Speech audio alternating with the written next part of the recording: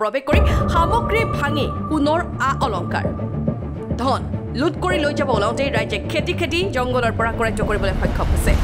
ফৰিদুল ইছলাম নামৰ চোৰটোৰ স্বীকাৰোক্তি মতে বাইকত অহা আৰু এগৰাকী চোৰ পলাই যাবলৈ সক্ষম হৈছে চোৰটোক ধৰি ৰাইজে আবদ্ধ কৰি উত্তম মাধ্যম দি আৰক্ষীক গতাই দিয়ে ইফালে ৰাইজে চোৰটোক উত্তম মাধ্যম দিয়াৰ পিছত বিচনীৰে বটা দি চোৰটোক গৰমৰ পৰা ৰক্ষা কৰাৰ চেষ্টা কৰে চোৰটোৰ পৰা ৰাইজে ড্ৰাগছত ব্যৱহাৰ কৰা এটা খালী চিৰিঞ্জ জব্দ কৰিছে উল্লেখযোগ্য যে কপোহা গাঁৱত দিন দুপৰতে হোৱা এনেধৰণৰ চুৰিকাণ্ডই সকলোকে হতচকিত কৰি তুলিছে উল্লেখযোগ্য যে পূৰ্বেও উক্ত গাঁওখনত কেইবাটাও অনুৰূপ ঘটনা সংঘটিত হৈছে সেয়ে ৰাইজে আৰক্ষীক উক্ত অঞ্চলত হোৱা এনে অসামাজিক কাৰ্য ৰোধ কৰিবলৈ চোকা দৃষ্টি ৰাখিবলৈ আহ্বান জনাইছে কি নাম তোমাৰ তোমাৰ লগত কোনে আছিল আৰু চুৰি কৰোঁতে তোমাৰ ঘৰ ক'ত আৰু আলিৰ কি বস্তু চুৰি কৰিলা কাণফুলি আৰু কি কিমান লৈছা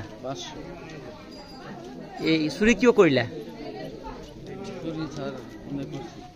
হা কোনে লৈ আহিছে আৰু এটা চুৰে তোমাক চুৰি কৰিব লৈ আহিছে আচ্ছা ড্ৰাগছ খাইছিলা কোনে খাইছিল আলিমে খাইছিল তুমি লগত আছিলা আলিম ক'ত গুচি গৈছে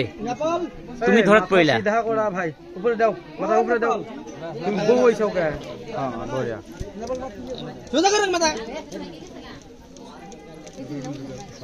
মন্দিৰৰ পৰা ৰেজাউল ইছলামৰ ৰিপৰ্ট এণ্ড 24 আছাম